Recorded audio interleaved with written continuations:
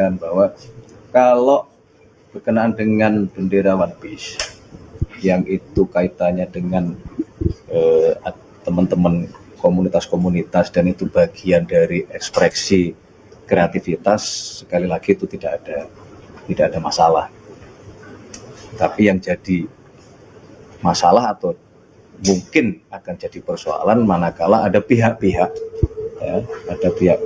yang kemudian menggunakan kreativitas teman-teman komunitas ini untuk hal-hal yang kurang pas, yang secara waktu juga tidak pas. Ini bulan Agustus, bulan kemerdekaan, kemerdekaan kita itu diraih bukan hadiah, itu pengorbanan para pahlawan, yang kita sebagai generasi muda ini tugasnya sekarang menjaga itu. Jadi kemudian janganlah ada pihak-pihak yang mengganggu kesakralan di bulan kemerdekaan ini dengan membentur-benturkan itu antara kreativitas dalam bentuk bendera dengan kesakralan bendera kita merah putih.